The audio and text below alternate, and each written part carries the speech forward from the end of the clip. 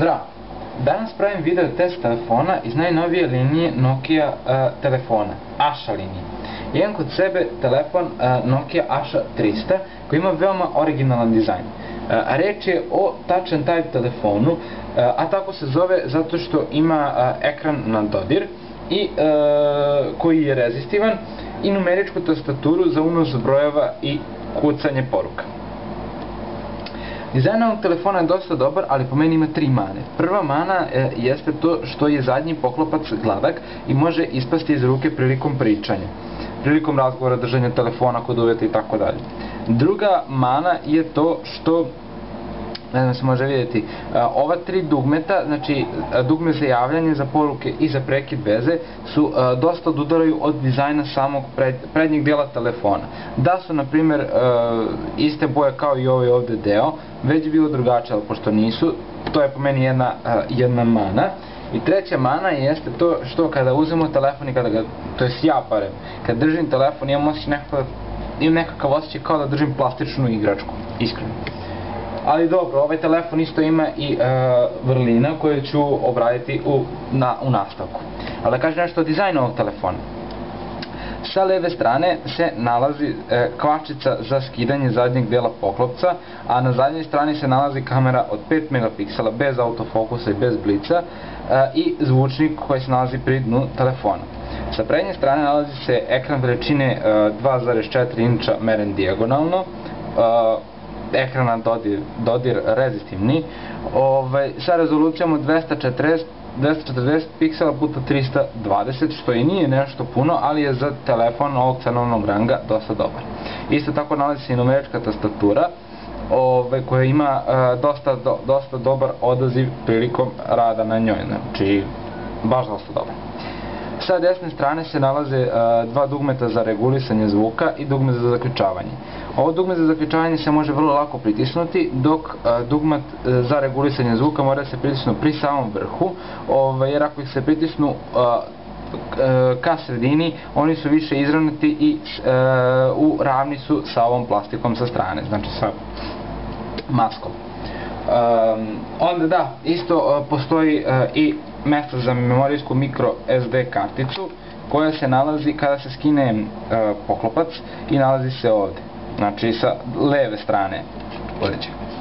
Samo da to spojim. Ok. Sa gornje strane se nalaze otvori za punjač, to jest za micro USB kabel za punjač i 3,5 mm ulaz za slušalice. Sa donje strane nemamo ništa.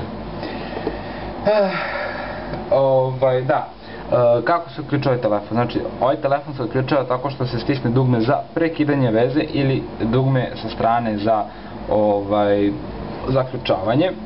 Privuče se prstom kod donjeg dijela ekrana i onda se telefon uključi.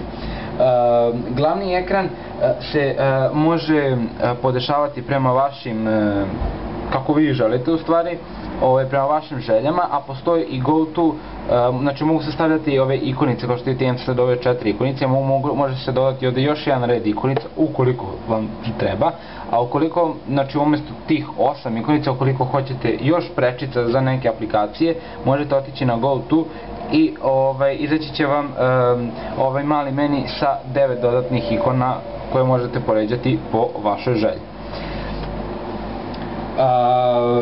Da, ovaj telefon pokreće procesor od jednojezgarni procesor od 1 GHz. Ovaj ekran, iako je rezistivan, dosta je fluidan, kao što možete vidjeti.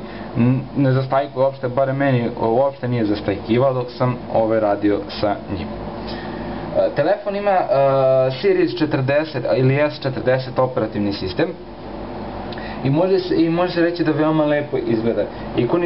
Ikonice su napravljene u stilu Symbian Bell OS-a, što dodaje na lepoti interfejsa ovog uređaja. Zvučnik je veoma dobar, ovaj sa zadnje strane, eksterni.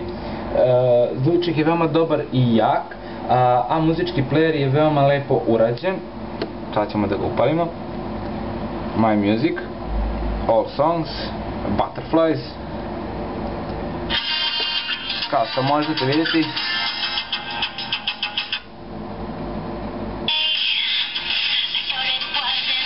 zvučnik je veoma jak i vrlo ćete lako čuti telefon u glasnijem okruženju.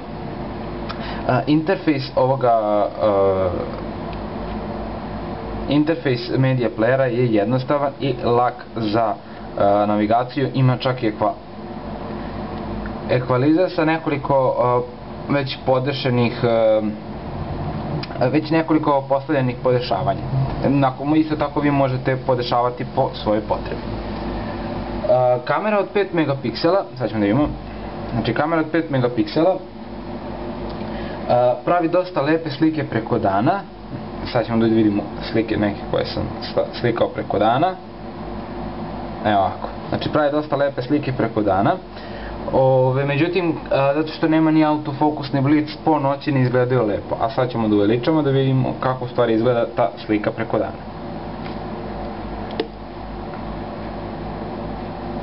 Kao što vidite, slova se vrlo lako mogu pročitati. Da, pikselizacija ekrana najbolje se može vidjeti prilikom zoomiranja slike.